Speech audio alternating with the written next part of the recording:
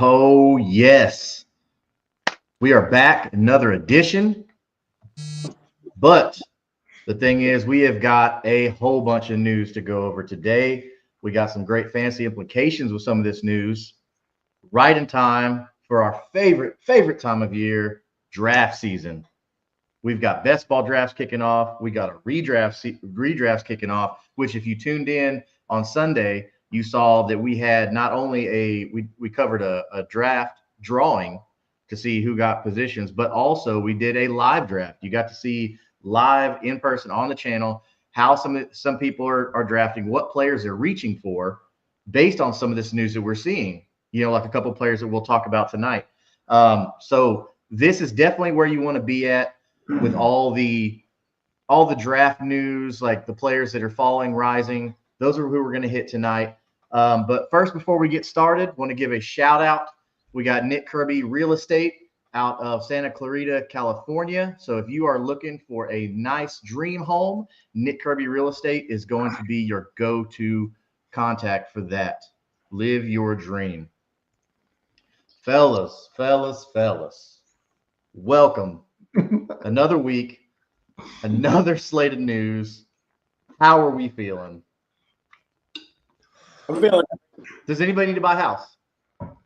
No, I think I'm good for right now. No, and guess what? If I had to buy a house, I wouldn't use a realtor and give them any money. It's the most useless freaking job of all time. Come on now. Ooh, ouch. Oh, boy. No, Kirby, if there was a zombie apocalypse, you'd have no life skills because you're a realtor. Zombie. You just went straight to zombie apocalypse? Yes. Just the full extreme to zombie apocalypse. Just skip famine, skip revolution, just zombies. Hey, construction workers, those types of guys, they're surviving in a zombie apocalypse. A realtor is just going to try to make friends with the zombie and get killed. Well, I mean, the construction workers are going to build the fortress, but the real estate agent, Nick Kirby's got to sell the fortress, right? No, he doesn't. There's no internet with the zombie. The zombie don't know how to Google. They got to go to Nick Kirby to buy. Oh my gosh. All right, you might have some. It's all right. It's all right. No. Nick Kirby's a friend of the show, so we'll just give him some promotion there. But seriously though, if you're looking to buy a house, go check out Nick Kirby Realty. Great dude's gonna do a lot for you. Gentlemen, man, we've had some crazy stuff happen in the past couple of days in the world of fantasy football with some new quarterbacks being named the week one starter, and then some injuries that can't say I agree with how they were handled. I can't say I can honestly say I'm pretty pissed off at how one in particular was handled. Or wasn't handled. We're talking about Quentin Johnston just getting meleeed almost like a whole second after the play was over. And I know a second seems like fast, but in the world of football, a second is a long time. Yeah. So if you go back and look at the play, which is pretty nasty hit on a defenseless player is what it was. You can say what you want. He was a defenseless player. The play was over, the ball was gone, and the guy still continued to come at him and just knocked him unconscious clean. I mean, the wrist went stiff and everything. I mean, he was rigor mortis. So he's probably going to be out for a couple of weeks. But good thing is he's got a couple of weeks until the season starts. They've got a young man, Trey Harris, in the building, so that's going to help out. Rondé Gadsden, who's been looking phenomenal, so that's going to help out. I know, Mick, you have been preaching Rondé Gadsden since the draft, so you've got to feel pretty good about all the buzz he's been getting, huh? Yep. Good old dynasty stash. I think Conklin's going to be the guy this year, so I think Gadsden's a good little stash on a taxi. Yeah, he's looking really good. So let's see here. All right, so we've got a little bit of news. Our first bit of news coming from the biggest quarterback battle we've had all season long. Everybody's been tuning in. Who's going to be the week one starter? And we finally have it. It is one Danny Dimes. I can't say that with a serious face. He's Danny Pennyroll. So Daniel Jones beat out Anthony Richardson for the starting job in Indianapolis. Guys, what does this say for this offense? Like, are we buying into pieces of this offense? What's going on here? How are we feeling? I feel like they kind of cut Anthony Richardson short. If I'm being honest with you, I thought that he looked very well throughout this preseason, and I hadn't really got to see much of Danny Dimes, so I don't know, man. Maybe they see something that I don't in practice, but at the same time, I think for the upside play and for somebody that's got big play potential, you would want to have the younger guy, somebody that could develop. I mean, I get it on both sides. I can understand why Danny Dimes did get it, but at the same time, like Anthony Richardson knows the playbook, knows that offense a little bit better, and I think he probably has a bit more camaraderie with the rest of them. But I don't know. Well, he definitely does have more experience. Yeah, more experience with them, and I think I think the team definitely likes him for what it is, But at the same time, like, I get it. Danny Dimes is going to be a little bit more safe, I would assume, with the ball. He's not as erratic, if you will, but I don't think his rushing upside is the same as what Anthony Richardson is. I don't think his extending abilities is that either. So, I mean, I'm excited for some of the wide receivers there, maybe a tight end. But as a whole for this offense, I'm not in love. For me, all I care about in the NFL is fantasy, and I'm going to be selfish here, and I love it. I love it for all the pass catchers. I love it for JT. Anthony Richardson can sit his ass on the bench because he is not good for anybody in that offense aside for himself. Now Downs has life, Pittman has life, Warren is going to freaking be a tight end one, and JT averages 3 to 4 points more per game when Anthony Richardson is not his quarterback. So I love it for all of the offense and the Colts. The only reason why I like Anthony Richardson in the game is watching him not pick up blitz packages and get wrapped and sacked and knocked around. That is why I liked watching Anthony Richardson play. Man, Mick. Yeah. Bro, Mick is like lethal tonight. He's coming with vengeance this week. What's in that wacky tobacco lip you got, dude? Like, it's got you on another level. I missed last week. Bro. I missed last week. I got to bring it. Oh, so you're overcompensating. Yeah. Gotcha. That's fine. That's fine. Bring the juice as what's that Minute Maid commercial WWE? Yep, I missed it. Missed you guys. I'm happy to be back. Yeah, it felt weird without you. We had to soldier on. But yeah, I think Daniel Jones for the pass catchers is the right choice. For fantasy football is definitely the right choice. This is a fantasy football show, so that's what we got to go off of. Anthony Richardson could be a freak athlete all he wants, but I guess he's got to be a freak athlete on the bench. So moving on from Anthony Richardson. So I guess the overall feel is we feel okay about some of the pass catchers, especially Jonathan Taylor and Tyler Warren. So that's good. I do think Daniel Jones is a better passer of the football than Anthony Richardson. So I kind of get it, but I think the Colts are pretty stupid for already giving up on Anthony Richardson. Like, you needed to let him lose the job. If you come out week 1, week 2, and he stinks it up, or he's not putting up what you thought he was going to put up, then yeah, 100%. Like, go to Daniel Jones, because that's why you signed him and paid him that money. So on the flip side of this, though, how long of a leash do you think Danny Dimes has? Well, they said today, they asked the coach that, and they said he is the starter for the whole season. He's like, we are not going to do this flip-flopping thing where he's going to have a short leash.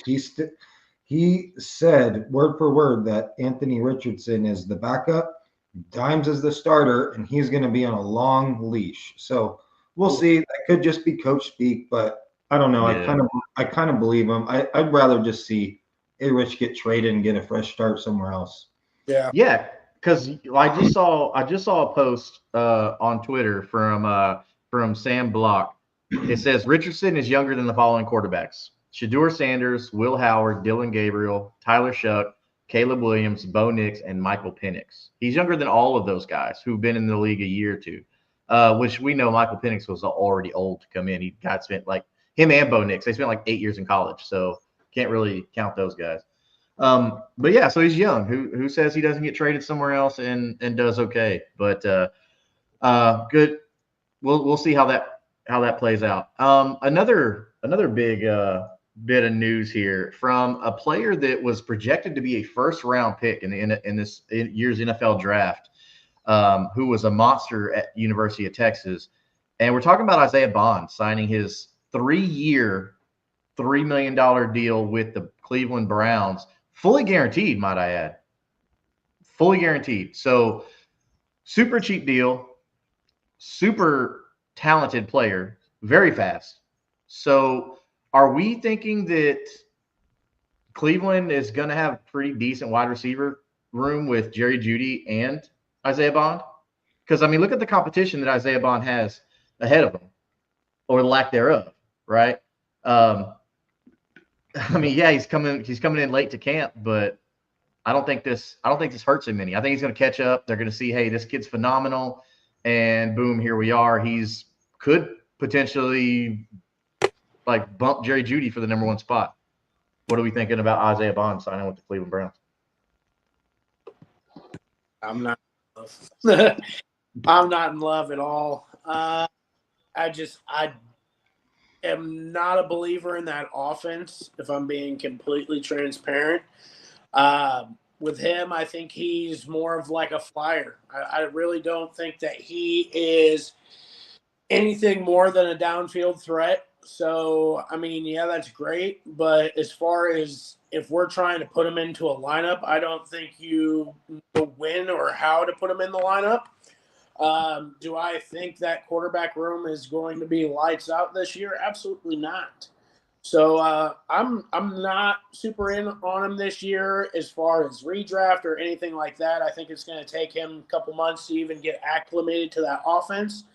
As a best ball, or not a best ball, but a dynasty kind of stash, somebody to sit on your taxi. I mean, I'm definitely in if you got the room and that type of stuff. But as it sits right now, I'm just not in love.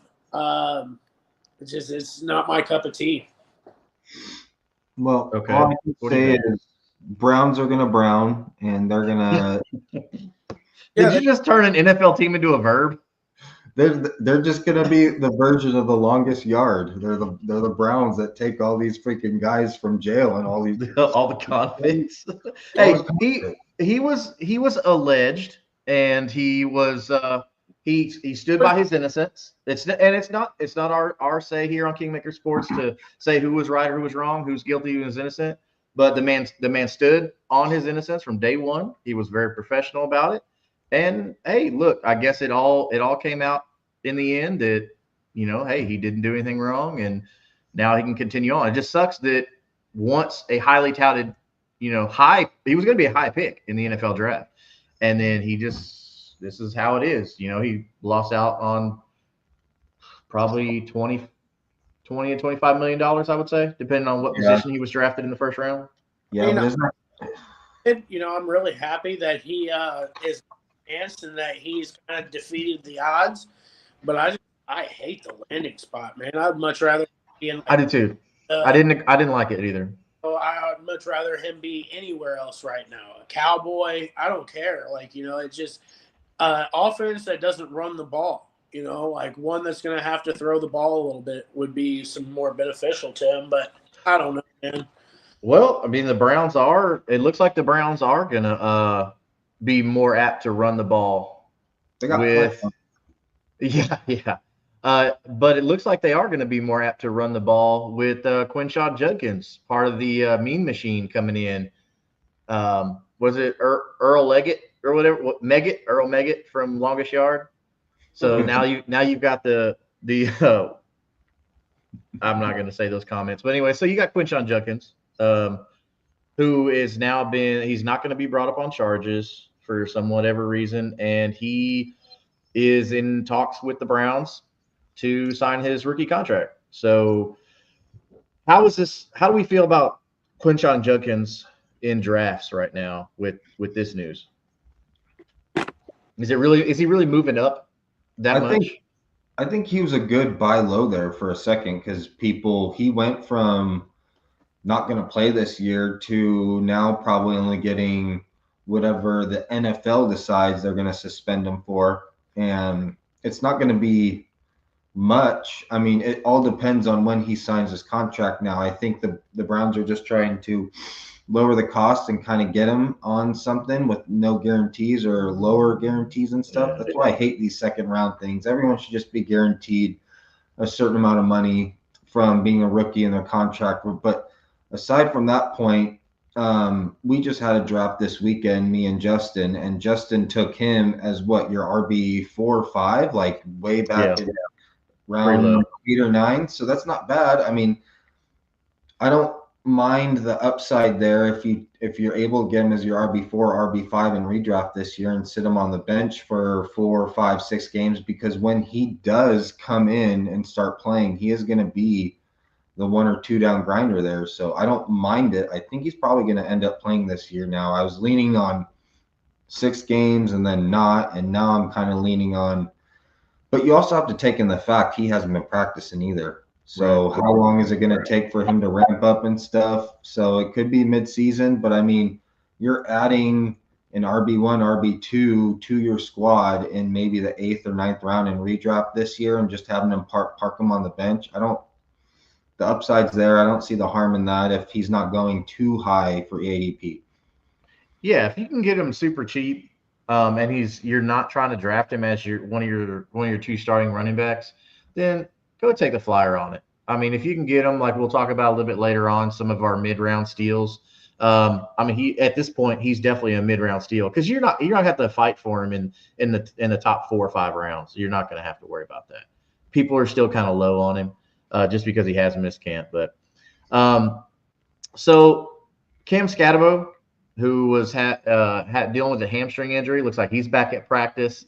So that spells good for him, for all the Scatterbo, the Scat Pack believers out there like Slayton. I know you're pretty happy about that, to see Cam back in the backfield. Malik Neighbors is also back with what they call a minor back problem. I don't know what that is. I'm not even going to speculate on it. But if they're not really saying much about it, then I wouldn't expect it to be much. But something that's kind of crazy that I didn't think was an issue, but apparently there's a little running back controversy in Washington, fellas. Yeah. Mm-hmm. We got Brian Robinson Jr. is officially being talked about in trades. So what do we think are some good fits for Brian Robinson Jr. if he does leave Washington? Shit, maybe the Cleveland Browns will give him a they just stack assets everywhere else. They're collecting quarterbacks, collecting running backs. They're just throwing crap against the wall and see what sticks at this point. They're throwing Brown at the wall. What'd you say, Mick? The Browns are gonna Brown, bro. It's the most Brown thing ever. Realistically, in my mind, the best place that I would put him would be in Dallas. Or maybe even in Houston. You know, both of those Texas teams are a little bit kind of worrisome on running back, I would say. Mm-hmm. It would be kind of an interesting fit there. I don't really see any other teams that have huge gaping holes right now, unless we get some more information about Achane. But I mean, realistically, those 2 teams seem to kind of not have a solidified running back figured out. And the Nixon thing keeps fumbling on. I don't know, man. When do you pull the trigger? I don't know, man. I think the Texans are looking to more throw the ball this year from the moves they made. I think Woody Marks is going to be okay for Houston. So I don't think Houston is going to be a big target there for him. I think Minnesota would be okay. because I mean he's got to beat out Aaron Jones, and then they got Jordan Mason there. So I mean he could. There's a possibility where Brian Robinson Jr. could come in and take over eventually. But for fantasy, that's probably not great. But we want to know for fantasy, where could he go and immediately put up points? I mean, I that's think kind of a tough one because most teams have a decent running back, I think. I know. I think as Slayton mentioned, those are probably the best. I could see him going on a sneaky like Marshawn Lynch can't stay, or no, not Marshawn Lloyd can't stay healthy, so maybe the Packers add him on the for like their RB2. That could be sneaky Yeah. right there. I would think And it's not like Brian Robinson Jr. is very old. You know, as far as NFL goes, he's only been in the league what 2-3 years, so he's not old.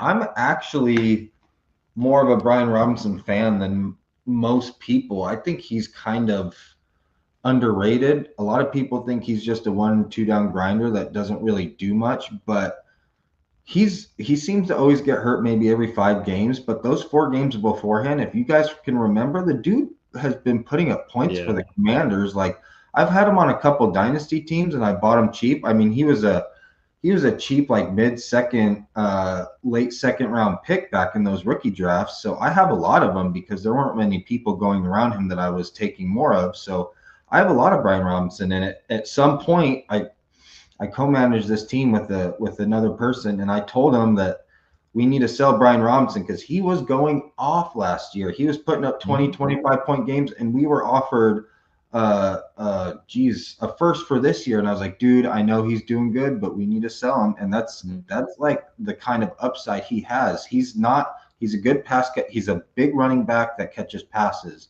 There are a few of those guys in the league that actually can be a 1-2 down grinder, but still have good hands. He caught a lot of passes in his time at college. I think he's somewhat underrated, and I would love for him to go to Dallas, but he was underrated coming out of Alabama too. Like, there's a reason why he played at Alabama. I like Brian Robinson, and he's not that old. He's going to be cheap, so I don't know. I think he's probably going to go somewhere as a backup, and he's not going to ever kind of have the role he had at Washington. Yeah. But I mean, he's like Najee Harris light. I mean, he's basically Najee Harris. Yeah. He really another is. Alabama running back. Another Alabama running back. So I don't know. I'm a Brian Robinson fan. I think he's a good 1-2 back. He's a quality running back that gets it done. But yeah, I just have to say something's wrong in the waters with Washington to want to cut him or trade him because he is on a dirt cheap contract. So why wouldn't you keep him? There's got to be something more where his attitude, or because there's no way they just see this Bill guy going to take over and then they're going to roll with Bill and Eckler and they're not going to have like a third running back, which by the way, I'm on a tangent here, but Chris Rodriguez, if he's on any dynasty waivers, pick him up because he could be viable. Now they're really big on this Ja'Cory Krosky Merritt kid. Bill. Yeah, so I don't know what this. So Stefan says because JCM is real. I mean, he looked okay to me, but I don't. Is he really better than Brian Robinson Jr. when you have him at least for another year, super cheap on a rookie deal? I mean, who knows? It looks like Poondagoon says Dallas is a good fit for Robinson, but would Washington really trade him into the same division? That's a good point there. You know, I mean, that's a massive, massive rivalry. And he has spent all his picks on freaking what is that, Mingo and on Pickens, and they don't have any picks. So the only way they'd be able to get Robinson is if they're gonna probably do like a 5-6 pick swap. And I could see Jerry pulling off something like that. I think that's all that Washington is going to get for him is like, we'll give you Brian Robinson in a 6th, you give us your 5th. So it's doable. Yeah. I mean, well, because they've already said that he's not playing in this Saturday in the game, which I don't blame him. I mean, if you're trying to trade him, I wouldn't play him at all and risk getting hurt. So Stefan says Chicago not for bad. Robinson. Yeah. That would be a really interesting spot. I think that kills any Monangai and Roshan. kind of stocks that you would have if that happens, because now you've got another equal to DeAndre Swift. So there's your double-headed monster right there. Yeah, I I don't see Roshan getting a spick of light anywhere in this. So I think he's been wrote to dead for a while. But no, I could definitely see Brian Robinson stepping in there and taking a huge role there. And yeah, Kyle Monunga is cute and all, whatever. It's a nice little cutesy little pick late, but I really don't think he's as advertised as everybody thinks he is. But yeah, yes, we'll see. Yeah, we will see. So something else to see and look out for is going to be the status of one Quentin Johnston, who was hit very late on the play. Was the literal definition of a defenseless player at the time. He suffered a pretty serious concussion. We're going to see how long he's going to be out. I know a lot of people, they're not really targeting Quentin Johnston except late in drafts. But if you're in Dynasty, this is something to look at as far as maybe Trey Harris. This could be a window for Trey Harris if you got him cheap to sell him really high if you're going to sell him. But I think Trey Harris is going to be a staple for this Chargers offense. But I do have to express my disappointment in the league officiating for not even reaching for a flag on this play. There was about a second, maybe a little after a second of time. And in the speed of the NFL, that's a long time. If you go back and look at the film, he was defenseless. He was without the ball for that amount of time, and the defender just kept coming at him and just leaned into him and just launched at him, and they didn't call anything on Quentin Johnston. So shame on the league officials for this one. This is bullcrap, and we got to protect these players at some point, stuff like this. I mean, I'm not about babying the players, but this was bullcrap in my opinion. I mean, you throw a hospital ball, that's what happens, man. Let's be honest. You threw that ball knowing what your fucking player was getting into. And do we do anything on Quentin Johnston for trying to jump up 16 feet in the air to catch this damn ball, knowing that it was out of his grasp? I mean, didn't he have it in his hands? Didn't it touch his hands? Yeah, but then he got fucking plowed. So no, bro. My receivers coach would have eaten me alive if I'd have not gone for a ball that I could catch in my range. Quentin Johnston is an elite athlete. This kid went up and he could have caught the ball. Now look, he dropped the ball, but then again, hey, look, we're not talking about that. We're talking about the hit. The hit was what was ridiculous, but last but not least on player news, another trade that really doesn't affect anybody. Nobody's got this player on their team. It's going to be John Mechie, another Alabama player. Man, I'm starting to notice a trend with these Alabama players. John Mechie traded to the Eagles, where they don't really pass the ball that often, and for what was it, Harrison Bryant, I think, to the Texans. Yeah. So, just players that don't really mean anything. Not even in Dynasty. I mean, these aren't really even players to worth mention. I've been hearing a lot of rumblings about A.J. Brown being actually hurt. And, he's got some soft tissue issues right now from my understandings, and that there's been a lot of speculation with him coming to play with Devontae Smith. They were really close. This might revitalize his career. Well, and Jalen Hurts too. Don't forget, Jalen Hurts started at Alabama. Yeah, so you guys know each other. I think there might be a little bit of smoke behind this.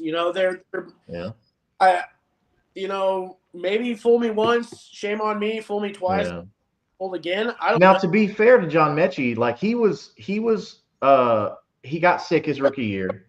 Super slow start to his career. Not his fault. We're so glad that he's healthy again. But when I was at the Texans training camp, he dropped just about every pass in live. So I don't know. But then again, like we just talked about, the Alabama connection with Jalen Hurts, the Alabama connection with Devonta Smith. Maybe this could revitalize them. We see this happen with players sometimes. They go to a new spot and they wake up. I think this is what it is. It's a Howie Roseman adding Jahan Dotson last year when Jahan Dotson was dead, and then Jahan Dotson makes the play in the first quarter that basically wins them the Super Bowl because he's got that guy. He made a trade for that guy. Jahan Dotson had a skill, and when you're flanking Devontae Smith and AJ Brown, the offensive coordinator is going to draw up a play to where you're going to hit Jahan Dotson and start the game with that tempo right there. And that basically propelled them to win the Super Bowl. So I think Kai Roseman is just adding a guy that he sees that the depth chart on the Texans is really high. He's got a bunch of people in front of him, and he's just adding depth. I think Mechie's nothing more but a depth guy. Yeah. If AJ Brown can't go, I trust Mechie more than Jahan Dotson, so he's going to be backup wide receiver. So Yeah. before that, though, before Brandon's comment, there was another comment from Steven that asked. Yeah. Stefan said, "What are your guys' thoughts on Efton Chisholm? Slayton, What do y'all go. think about Chisholm?" Honestly, the kids look good. I mean, he's looked phenomenal out there in New England. There's been a lot of coach speak that he's looked good in camp, but I don't know directly where he fits in. I think he makes the 53 for sure. He's definitely made some waves, but I mean, they've got Stephon Diggs there right now. They've got who else out there? They've got Jalen Polk. They got Kyle Williams. They got Kyle Williams. Pop Douglas. Pop Douglas Douglas. has looked phenomenal in camp. Good. So I mean, like, Yeah. I like the storyline. I think he's a great depth player. But I Definitely a dynasty stash for sure. don't see where he fits. But I'm definitely intrigued. If he keeps putting up these numbers, I'm for sure taking a little darts at him. You know. Yeah. I'm taking Efton Chisholm, sorry, and I'm taking him. I'm taking a late fourth because I'm a contender, and I'm sending it to everybody in my league for a third. I'm starting with the teams that are shitty and trying to get an early third. I'm just trying to reap the benefits because I think more often than not, he's not going to be any fantasy relevant. So if I can squeeze some value out of him for having a good game, I'm going to do so right now and bet against the odds. Yeah. So Brandon's got here, he got a comment. Texans sticking with the bigger Iowa State wide receivers who can catch and run block. Dude, when I was at the training camp, they had Jalen Noel was looking pretty good, and Jaden Higgins looked really good. I'm expecting to see a lot of Jaden Higgins opposite of Nico Collins. So, what are your thoughts, though? They have so the depth chart and with the runs of the starters in their preseason games is they have what do they have? They have Christian Kirk as a wide receiver too. He's not playing the slot. He's going back and forth. And then they have Jaden Higgins is the fourth receiver. So then a third receiver, I can't picture his name, but Jaden Higgins is not in the Well, they have Barrios. I don't know how much he's going to be involved in that or if he's just going to be that kick return specialist, you know? I'm sorry. Actually, this is the name. They have Xavier Hutchinson as the wide receiver too, or the flanker, the Z receiver, and then they have Christian Kirk going in between wide receiver 2 and slot. So this is kind of troublesome to me. I was hoping Jaden Higgins would be starting. If he's good enough, he should have already taken Xavier Hutchinson over by now in camp. So I'm kind of. I think he is though, man. I think Higgins is going to take him over. Like I'm not like investing too much in like the camp depth chart of camp. I mean, week 1's going to be the tell ultimately. Who's going to be out there week 1, and then who they're going to see who's flopping week 1, and then boom, week 2. All right, we learned our lesson. This is our guy week 2. But yeah, I mean, I'm still interested to see Higgins. I don't know if I'm taking him in redrafts. Because Kirk is the veteran, and usually former player coaches, they prefer veterans over rookies.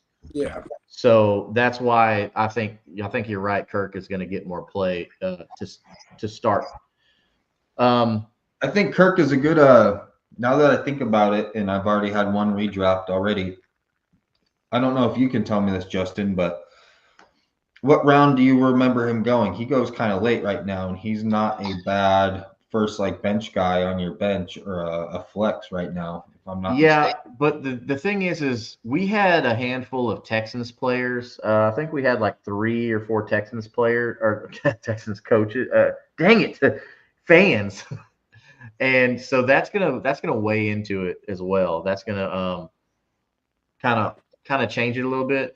But I don't know if Kirk went very high though, to be honest with you. No, I think I recall him going somewhat late. So I think he's for being the wide receiver two in that offense that we know is going to be throwing a lot because they don't have strong running backs right now. I don't think he's a bad pickup in your redraft leagues this year.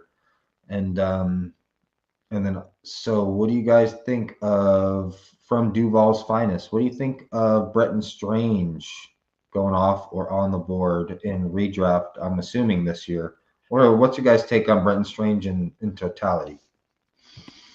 I like him as a sneaky late round tight end if you're looking for something to just completely punt out and see what you can get. He's a nice little back end tight end there. But I mean, I think there's a lot of mouths to feed there as far as the running backs, as far as the wide receivers go. So, I mean, I'm interested. Like I'm not completely fading him by any means, but it's definitely one that I'm a little bit shaky on. Yeah, Britton Strange is not drafted. If you're a Jags fan, man, go ahead, go after Britton Strange maybe as your last pick. But there's a lot better options right now, especially with Travis Hunter being in town. They've got another pass catching option. You got Tank Bigsby and Travis Etienne seeing snaps there. I wouldn't waste a pick on Britton Strange in redraft, From but maybe if you're in dynasty, maybe take a shot on him for something cheap. See what the cheapest you can buy him for. Um, if I'm not mistaken, he goes pretty close to the area that Kate Otten does, and I would much rather have Kate Otten. yeah. I'm looking right now, and these are the guys around Britton Strange. Chigakonko is going ahead of him.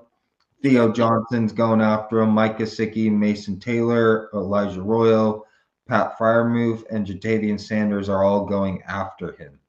So pretty nasty area. I I would mean, have Jatavian Sanders and like a couple of those guys there, to be honest with you. I'd take him over Chiggy. That's for damn sure. I don't think Okonkwo is going to be the starting tight end come week 10, dude. I think Gunnar Helm's going to take him over on that one.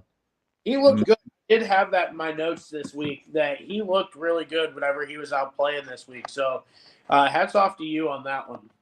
Yeah, Oh, Justin, you've been hitting what? it. You hit on Isaiah Bond getting a nice stashing Oh, him. okay. I was like, what are you talking about? That No, I don't know. No, Justin hit. If you guys were paying attention to our episodes earlier on and our stashes and stuff, Justin said about Isaiah Bond to pick him up off waivers or take him up with your last pick. And then he also said Gunnar Helm, who's been going undrafted or going in the late 5th round, and he looks like he's going to be a viable tight end too. So, yeah. Well, hopefully that helps. That helps some of you out there. And hopefully, if you can go get these players right now before they really blow up, before Isaiah Bond touches the field, because he will play this weekend. So go out there and try and get him for cheap. He didn't even get drafted in a lot of leagues for rookie drafts. So I took the gamble and I spent a 5th round pick in both my rookie drafts, and just because I something in me, the way everything was going, I felt like it was going to work out for him. But hey, good for him. I hope this helps you guys and girls out there to be able to get that kind of stud. Hopefully, he becomes a stud for you and helps you win some leagues. So into our next segment here. So while we're talking about drafts and all that stuff like that, we've got some mid-round steals here. And by mid-round, we're talking about rounds 5 through 11, those middle 5 rounds. Most of your redrafts are going to be about 15. If you got deeper leagues, then about 18. But we're going to stick in that 5 to 11 area. Some of these rounds get kind of ugly where we don't really like any of these players. They're kind of getting slept on.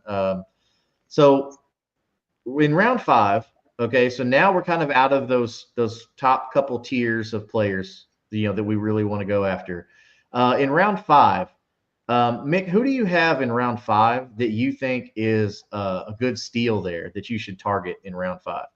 Man, I honestly I think fantasy football is so deep now this year. I mean, I can pick guys out of every single round and be happy with them. Like redraft this year, I'm just trying to get my studs in the beginning. And if there are 3 running backs in the first 3 rounds, I can look and confidently say that I like a receiver in each one of these rounds. Like, I think the 5th round is loaded. You have Tet, you have Chuba, you have James Conner, who's an RB1.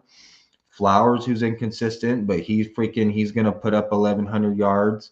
Waddle could take a step. Worthy could be good. Like, I don't dislike anyone here. You have Now to Travion. be clear on these rankings here, so I went ahead and just took Fantasy Pros rankings for PPR.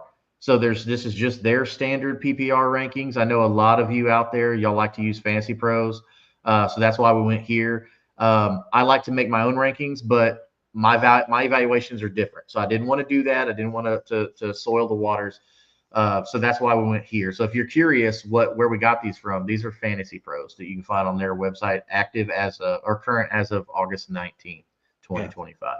On round 5, though, on your question, I don't dislike anyone here. Any one of these guys can hit this year. It all depends on the fantasy gods and the injuries around their team. Like every single one of these guys have upside. Olave, Henderson's probably no longer a 5th round pick, so we could take him out. But everyone else here I've seen pretty much is going around here in ADP, and all these guys you could put in your fantasy lineup and they're going to score points. So let's just ask this question: who's got the most upside taking Travion Henderson and probably Tet out of this group, aside from those 2? Well, as far as Travion here, I actually took Travion Henderson in the 5th round on our live draft episode, and I wasn't hesitant about it at all. I believe in the talent. Just from everything I've seen, I've been a Hendo fan since he was a rookie at Ohio State. I mean, a freshman at Ohio State.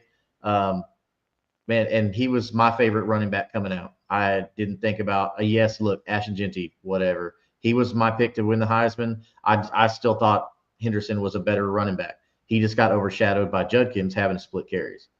So for me, I'm going to say Henderson here. But like you said, he's probably bumped up into the 4th now. And in some leagues, maybe a little higher, depending. But Slayton, who's your favorite guy here in the 5th round that you think if you would reach for or whatever? Depends on how I structured my team coming out of the gate. Yeah. If I am running a double wide receiver coming out hot, I'm probably going towards James Conner. He's just been the steady guy. He's always been kind of one that I don't shy away from. I know that the points are there. He comes behind a pretty decent offensive line. I know that the opportunity will be there for him. Granted, that's with the assumption that Trevo's not there. Now, if I went running back, I have at least one running back in my repertoire, I guess, and I have like maybe a wide receiver. I'm probably going to go after either Xavier Worthy or Jamison Williams. Them are going to be very high upside, especially with the news on Rashid Rice right now that he's probably going to get suspended mid-season. We don't know if it's going to be 4 games, 8 games, but we know the league is going to do whatever they want to do. So I mean, so why not try to cash in on that? Because those targets are going to go somewhere. And I think that it go to an aging Travis Kelce that looked horrible last season, or a Hollywood Brown that can't stay on the field, or a Jalen Royals that's already hurt. Yeah. I think there's a big case to have him there. And Jamison Williams, man, everything that I am seeing, everything that I'm hearing is just like lightning in a bottle right now. And that the new offensive is more creative than what Ben Johnson was beforehand. Yeah. I'm really interested to see what really comes out of this offense. And if he's everything that everybody's been hyped up behind closed doors there in the Lions camp. I'm really excited to see what he has to offer this year. Yeah. All right. So moving along to round number 6. It looks like it's a pretty good mix here. We've got tight end, running back, and receiver here. Who are we liking here in this round? Because it looks like we got some intriguing names.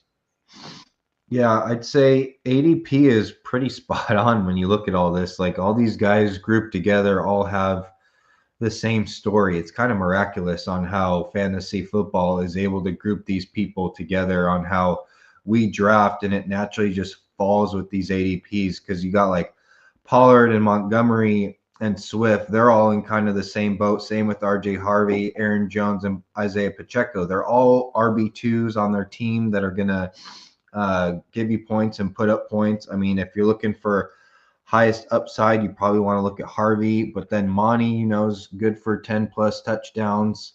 Pollard with the Spears injury is going to have a good start to the year.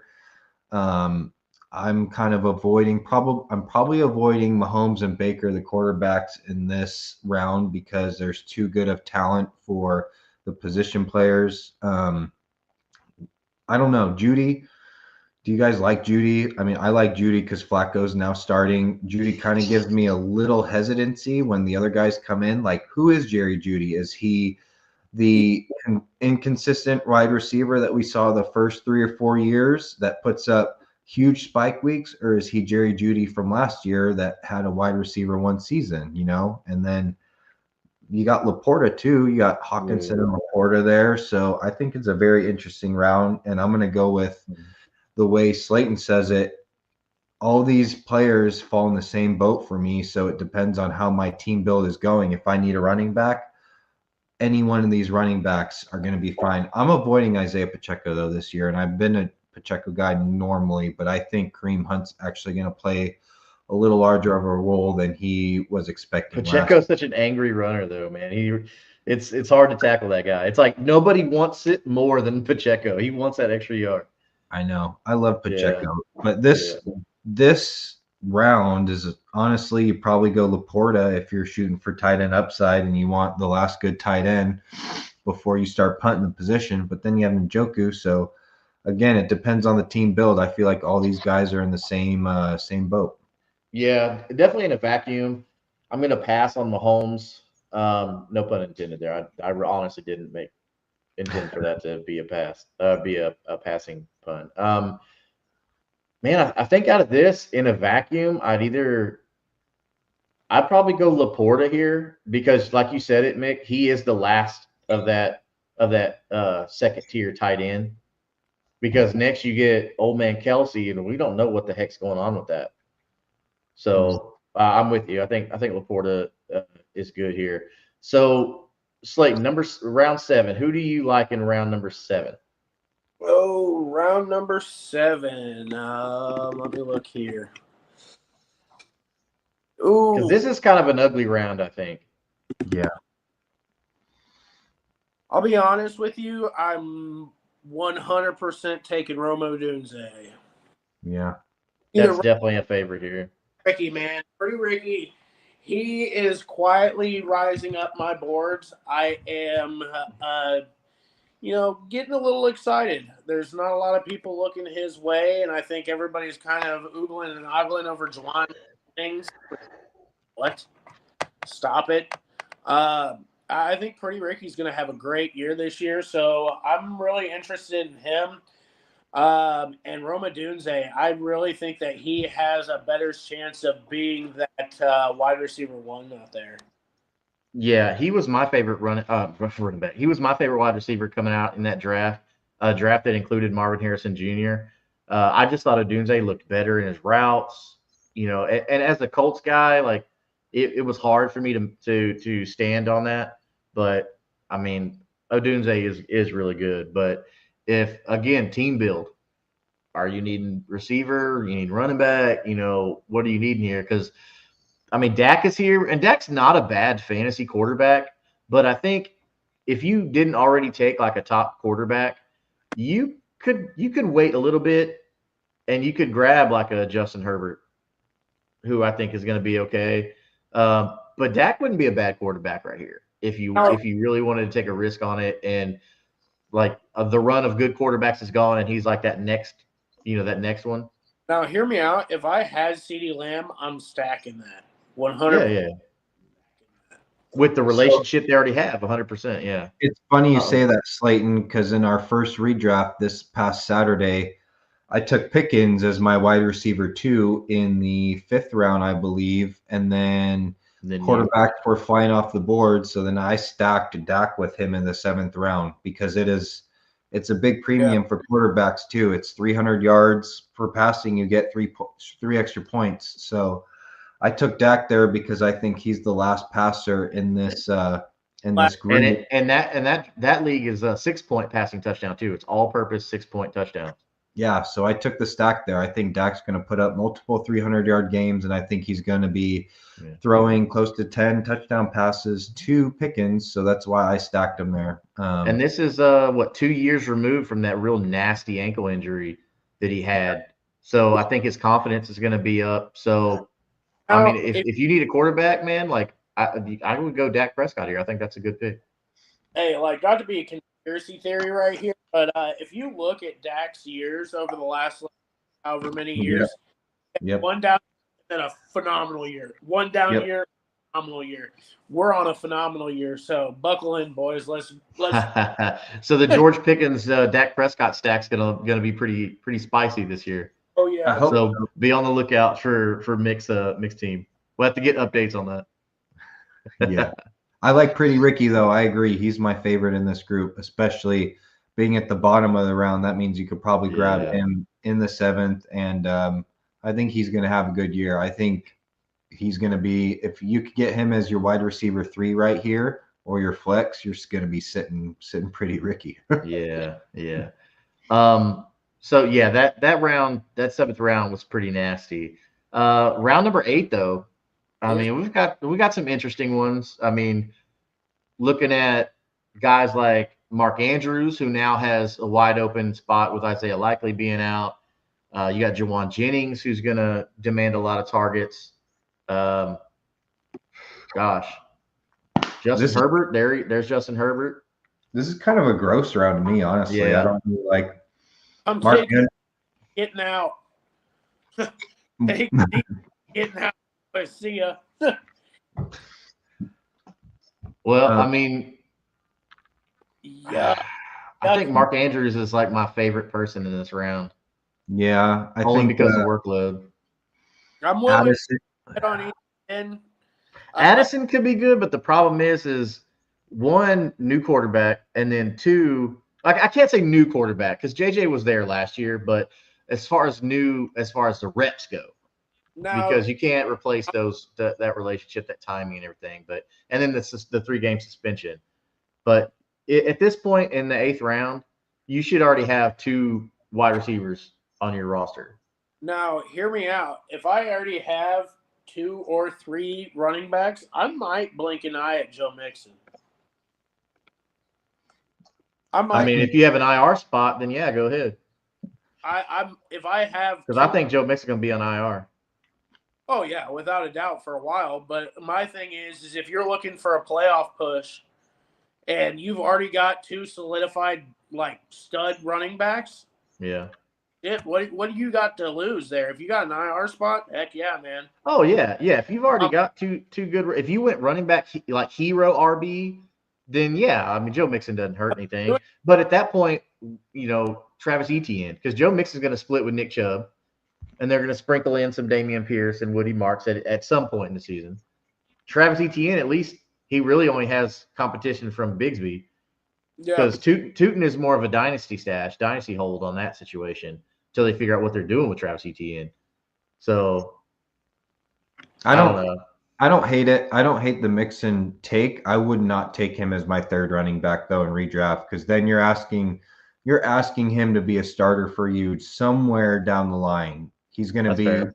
So he needs to be your RB4.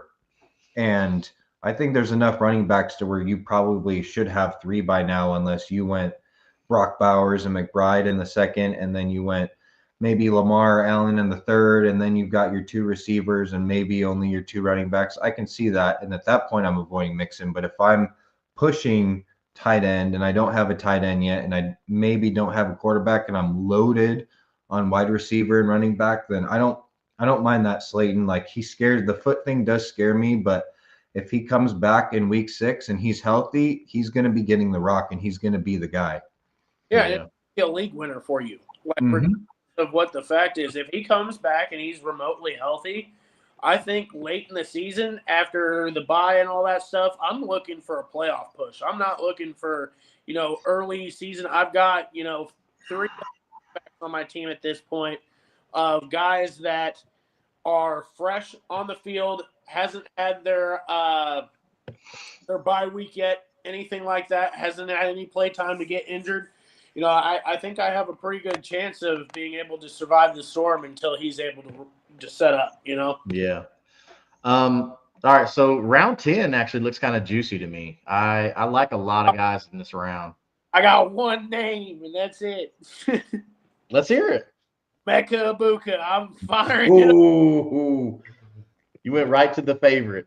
Well, I am just head over heels right now for this guy. I've been watching him almost every week like a hog. Granted, because I have him on my dynasty roster, but man, he looks damn good.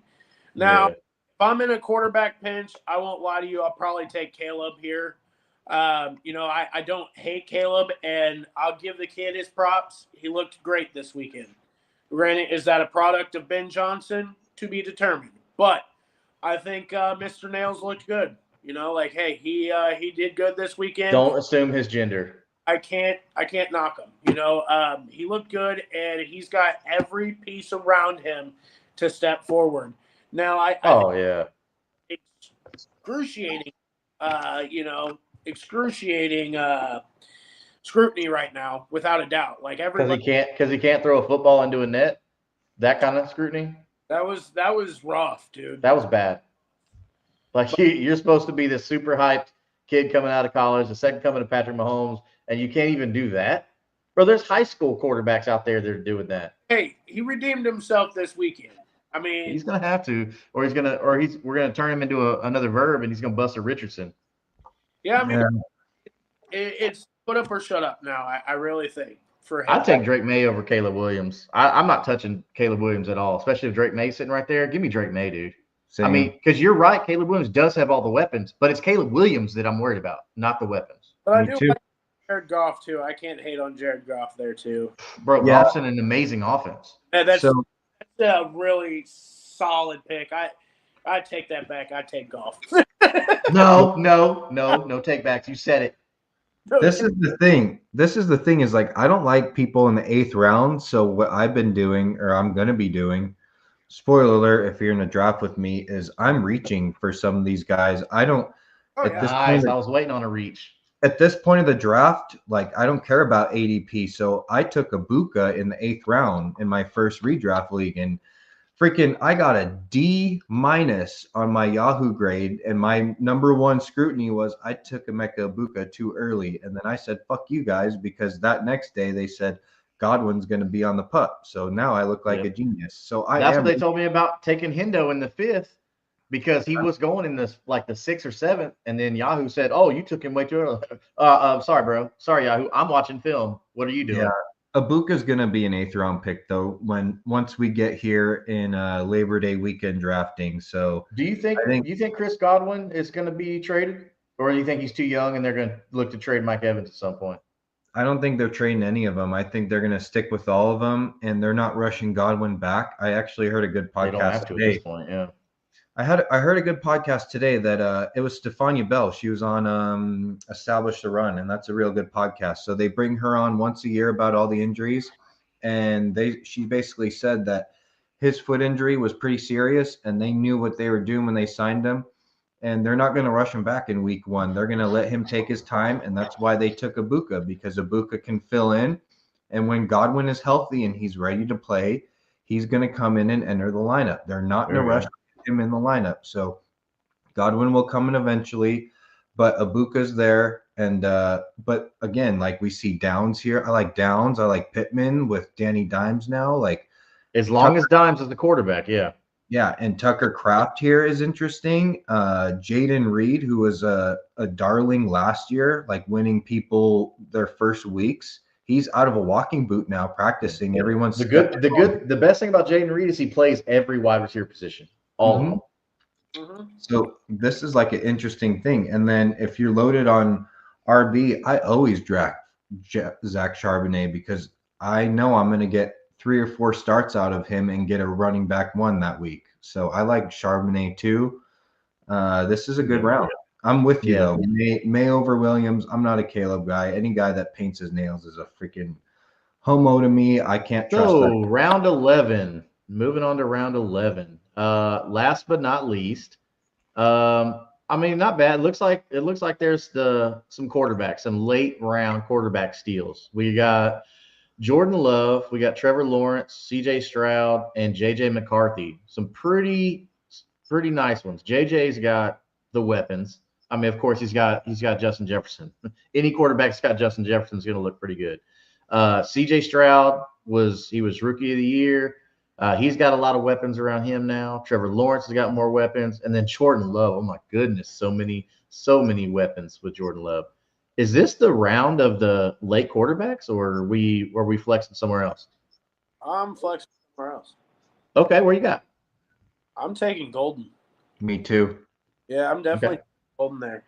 I like the placement. I think he looks great so far. And then, a short second, I hate to say this, but God damn it, Justin, I'll take me some Tyler Warren. Yes, you will. You're right, you will. I'll take me a sliver. And you're gonna love every week that he's a tight end one. Yeah, because you know what? A good tight end makes a bad quarterback great. I will take a couple pieces of him. I won't lie to you. Those are my two also. I like Warren and I like Golden. I don't think Golden's going in the 11th though anymore. He's probably up around. And Warren, I mean, you got Ferguson there too, who you can plug in and get tight end one production. So this just isn't got bad. paid too. Yep, and he's young. Jerry's definitely telling him, "Hey, get this kid the ball. I just gave him some money." Yeah, and then you got even Kincaid there on the very bottom tier, who everyone's given up on that kid, but he's got no pass catchers of consequence in that offense that are rivaling. Shakir's hurt now, and then Keon Coleman is the only one out there. So, I won't lie to you. I do like Jordan Mason. All right, so those are our mid-round steals. Next, let's talk about our top 5 at each position. So we put out on our social media pages. What we did was the 3 of us put together our top 5 list for each of the positions, and we took those numbers and we accumulated them to our consensus picks. So let's start off at the notorious tight end position. The tight end position actually has been our most viewed content across all our platforms. And it looks like a lot of people are really, really investing in these tight ends this year. So looks like we all landed with Mark Andrews as our number 5 just because of the Isaiah Likely injury. So knowing that he's going to get a lot of that play there. And then at our number 4, we had Sam Laporta with that high-flying Lions offense. And then George Kittle, because George Kittle's got that massive extension. And then 2, he's just been consistent, man. He's one of those guys that they're going to give him the ball. So that's something good to see. Trey McBride, who came on and finally is like the guy. And, of course, dude, Brock Bowers. Get Brock the Rock Bowers, man. That one, I don't think that's a no-brainer. He was first for all of us. So that was a no-brainer there. All right, next, our wide receiver position that we had. Puka came in at number 5. None of us really seemed like we were worried about Devontae Adams. So, which is good. I know the Matt Stafford stuff was kind of worrying some people, but all signs point to Matt Stafford being okay. It doesn't look like that's gonna scare anybody. Amon-Ra St. Brown, again, that just high-powered Lions offense. You just want pieces of good offenses. And that's a theory that is tried and true, and you take that to the bank. CeeDee Lamb, there's not really much to say about these top three: CD, Justin, and Jamar.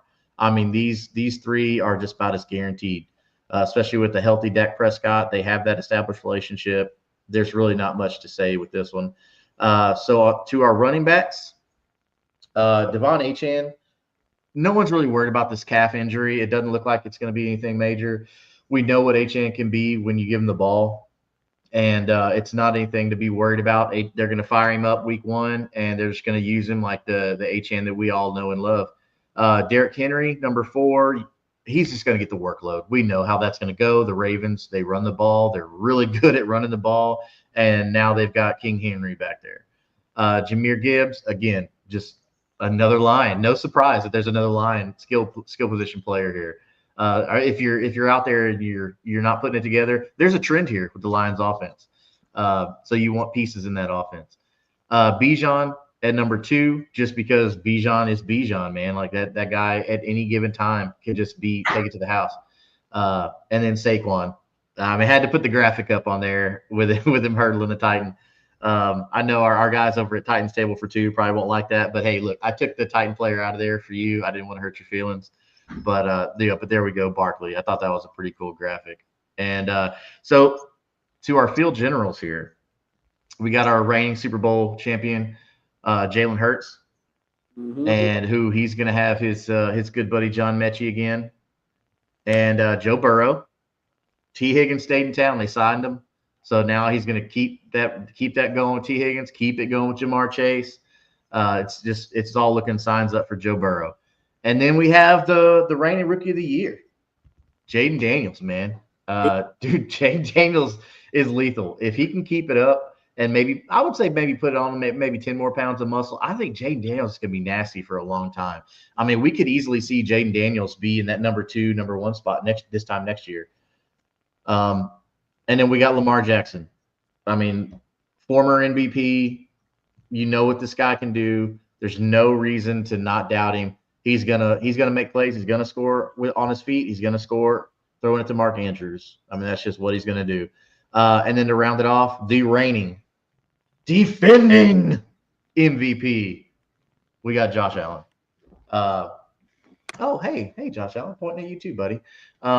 So these are our top 5s that we put together. We put our list together. So hopefully these are some players that you can look at. Was there anybody that you thought should have cracked the top 5? Slayton, I saw you shaking your head there on tight ends.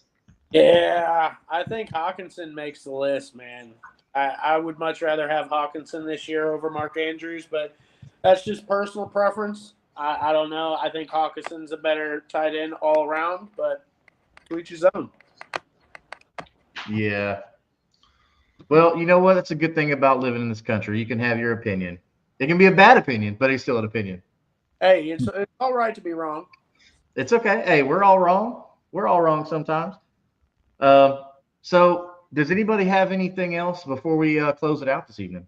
Hey, Matt Stafford's back on the field, baby. Let's go. Yeah, I got 2 Rams fans on the show, so this is interesting. Heck yeah, man. That's all right. That's all right. You know what? The Colts are gonna roll with Danny Dimes this year. Okay, I can't call him Dimes, dude. It feels weird and it feels wrong. So just Daniel Jones. I'm just gonna call him Daniel Jones. It's a great nickname, though. You got Danny Dimes is one of the best nicknames made. I love it. Yeah. Oh, Pundagoon says Nico. Okay, you think Nico should have been on there? I mean, I think Nico could have come in at a number 6. I don't see why not. Has a chance to be there too. Christian McCaffrey had a good chance of being on there as well. Yeah. There's a lot. I think the only thing that people worry about McCaffrey is the injury history. Yeah. I know for me that was a big one for me is the injury stuff. I think Pundagoon's right. I think if Nico didn't have the worries about soft tissue injuries, he'd be up there, but he's still going to be up there because his air yard share, he's wide open that offense. I think he could be a sneaky guy to be right with Chase, honestly, if he stays healthy the full allotment. Another guy that I think I had on there you guys didn't was Neighbors, just because of the volume. And for me it wasn't Neighbors that I doubted. It was the the quarterbacks because Russell Wilson's going to get the first run. I just think Russell Wilson's like done, man. I think he's kind of past it. Listen, I would rather have the Giants quarterback room than the Cleveland Browns quarterback room any day of the week. I can promise you that.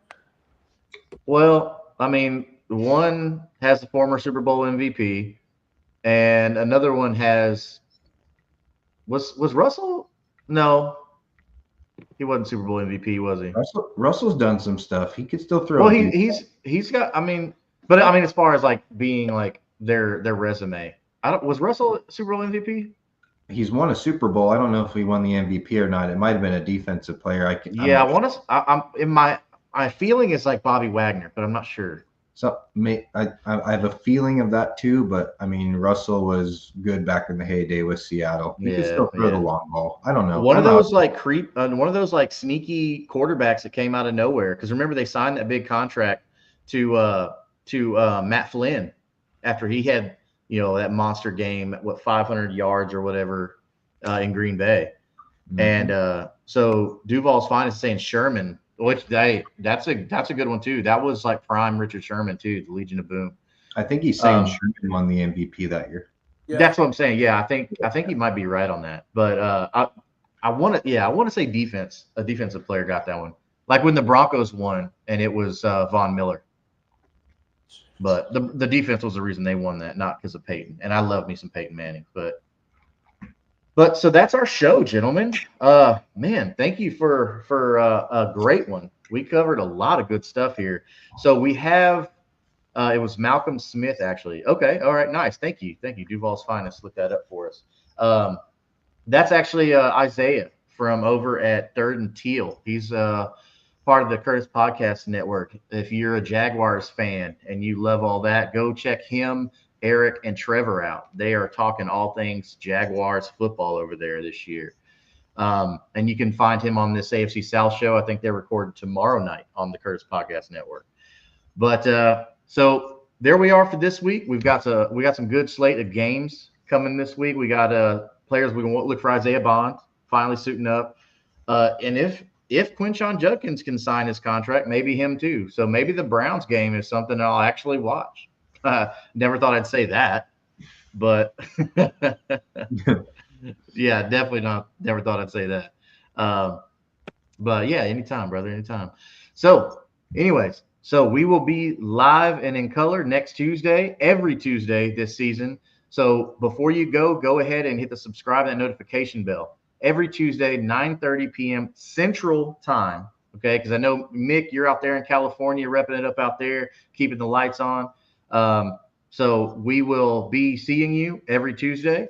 Myself and maybe these guys will join me Sunday mornings when it comes time for those hard and difficult start-sit questions.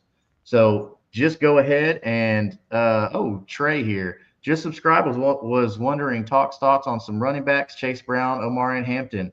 Hey, there we go. That's okay. We'll hit them next Tuesday then. We're wrapping up right now, Trey. But so Chase Brown, another good one. Omar and Hampton. So that's something that we'll watch this weekend. How that Najee Harris situation is looking. Keep a lookout on that injury. What is that? If you're not taking Chase Brown in the second, you're wrong. I mean, Chase Brown gave us a lot of reasons to love him. So he was fun coming out of college. I'm glad he finally got the opportunity. So good on Chase Brown. So, gentlemen, we will see each other again on Tuesday, 9:30 p.m. Central Time. And let us know. Hit us up in the comments if you have anything you want us to talk about, any questions. If you're on your draft, hit us up at Kingmaker_DFF. We are on all platforms, Instagram, Twitter, all that stuff. Just hit us up, and we'd love to help you out and win some Dynasty and some redraft championships. And be on the lookout. Slayton is our best ball guy. We will be talking some best ball here soon, getting you ready for all that. So without further ado, we will see all of you next Tuesday. Goodbye. God bless.